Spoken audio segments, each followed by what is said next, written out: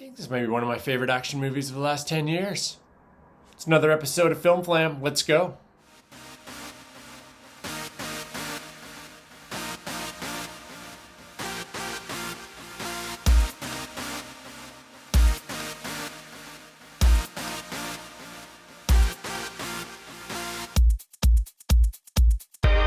Okay, before I even talk about the plot, before I even dive into the characters, anything like that, I want to say I watched a few reviews for this after seeing the film.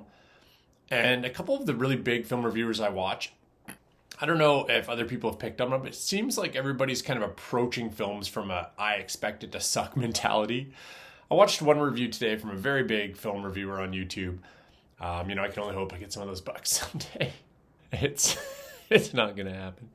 This person started off by talking about how some of the fight scenes had some missteps in it and how the plot was this and how this part of it wasn't very impressive. And then when it gets to like the last minute, they're like, but it was a okay action movie. Like, this is above par, and it's too bad that it was being held against John Wick's. If it had been standing on its own, maybe it would have been this. And it just seems like the intention was walking into that movie to find things to not like. Because again, a lot of these channels, though there are positive things and they do call out some stuff in entertainment, a lot of it's hate, right? Most of what you come across now is just like, this is why this sucks. This is why modern films are this. And I get some of that. Check out my movie shelves, my posters. I love the old stuff, for sure. But there's lots of good out there. And having said that, I think this is an absolutely phenomenal action film. This comes from the world of John Wick, supposedly between John Wick 3 and 4. Has a small cameo from Keanu Reeves. If you haven't watched the John Wick films, look, brief synopsis. Super ultra clandestine organization, society of assassins, all these different rules that they have to follow, different clans, I think they call them. Different organizations that function differently. There's different rules for each. Ballerinas are part of the House Romanov, I believe. They are young women trained to be these crazy assassins, use everything they can. And that's pretty much all you need, other than there's a revenge plot that's going to involve one of these ballerinas hunting down the people that were involved in her family's death. Basic plot. I'm not hating on it. I mean, watch any action movie ever.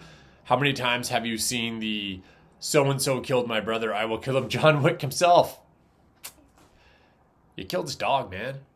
So revenge plot's more than enough. Nothing to write home about, but that's all I need. I want to talk about the action in this film. John Wick 1 and 2 really blew people away, right? Like, if you watch those films, you're like, oh, action is back. This feels great. 3 and 4, other than that dogfight scene is one of the craziest things I have ever seen on film. 3 and 4 really started to drift towards the ridiculous. And when every gunfight essentially becomes Keanu Reeves pulling a Dracula, pulling up his blazer, blocking gunshots from 2 inches away. And then in 4, where he was like pinballing between cars at a point, and like, it's a suit. It doesn't absorb vehicular impact. I thought this film did an unbelievable job of getting back to, yes, outlandish, yes, over the top. I mean, you're going to see grenades versus guns in a fight here. And if you're wondering what that looks like, it's messy. You're also going to see flamethrower duels. Anna de Armas is a legit actress. I watched the film Blonde, which I was blown away by. And she talked about the time she took with a dialect coach, trying to get the Marilyn Monroe mannerisms right. And she throws the same passion and energy into this. Again, some of the reviews I watched out there, people talking about how, oh, they make it like she's going to have to fight different because she's smaller. And then in the end, she's still throwing these people around. Were we watching the same film? Because the very first fight in this film, she gets tossed around and she's using the environment and she's ripping at eyes and she's just vicious because she has to counter the strength differential in a lot of these enemies that she fights. And I think that's the fun in this film. Whereas John Wick was a lot more like guns, till we get to like a sword fight or something. This is whatever's nearby is getting used. Coffee makers, grenade belts, the aforementioned flamethrower, kitchen knives, figure skates at one point, just literally anything you can get their hands on. maintain an advantage or to get themselves to victory, to not die, basically. The villains in this movie, I mean, they're just cannon fodder, right? Like, you're going to go through waves and waves, and it really comes down to how well the fights are choreographed. And I thought this was on par with 1 and 2 for me. 3 and 4, like I said, other than the dog scene, really started to drift towards the ludicrous. Just the stakes, I mean, the budgets for those films got so large. They're using CGI for, I mean, CGI can't... I really didn't like it. This film got back to those fight scenes where I'm looking at my buddy in the theater. We're both kind of chuckling like, holy crap, that was awesome. And I don't know how you come out of that thinking, oh yeah, they just let this tiny girl overpower. That it wasn't very realistic. Yeah, there's some stuff that's across the line. There always has been in John Wick. But as far as the effort Ana de Armas as the ballerina puts into these fights, it's unreal. Like, there's some shots with fire and whatnot where she's a top shelf Hollywood actress. I would think being burned facially and or hair would be a major concern. And I know they're still greased up in the anti-fire stuff, but she's walking through some crazy stuff. Little CGI add-ons on a few scenes for sure. The director of this film, Les Wiseman, I think, he's the guy that did the Underworld films. He's also done stuff like Live Free or Die Hard, or the much maligned Total Recall remake. But his eye for action is really good. I think they had the stunt coordinators from a couple of the other John Wick films involved in some of these scenes as well, and that really shows. I just left this film thinking I was thoroughly entertained from start to finish. There really wasn't any part of the film that bothered me. The John Wick scenes with Keanu Reeves are great, and it really shows the gap between where she's at as this like younger assassin and where he's at as the Baba Yaga, the dark boogeyman force.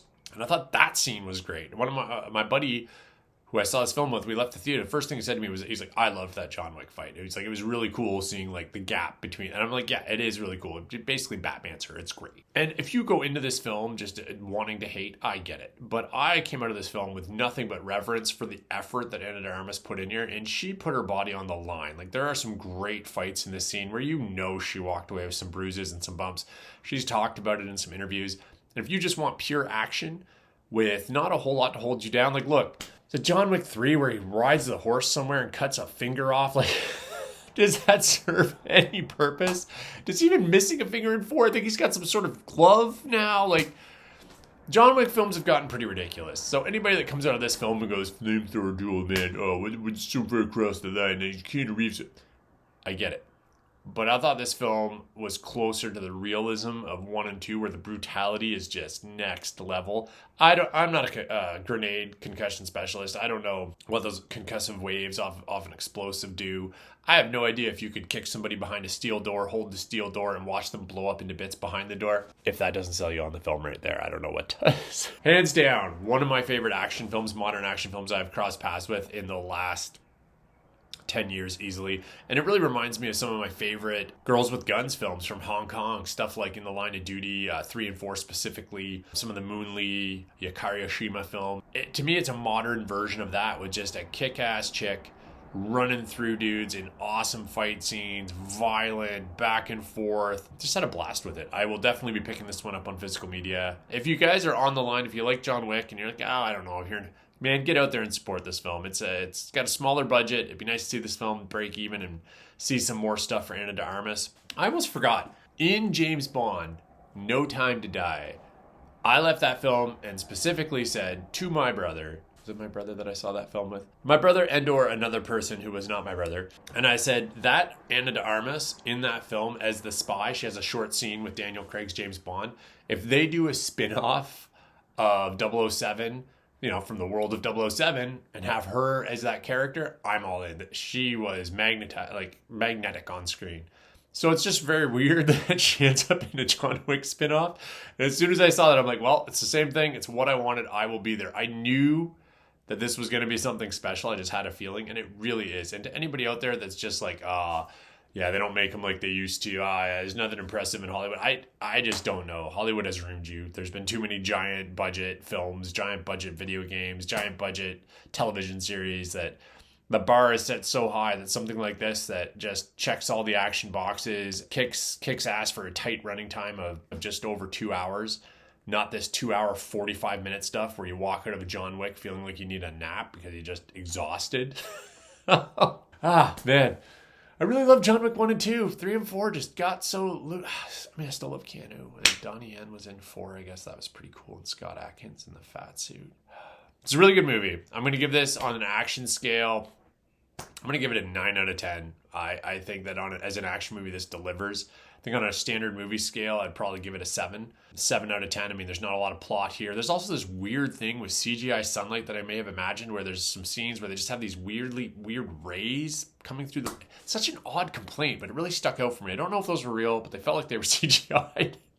Oddly shot scenes. I don't know.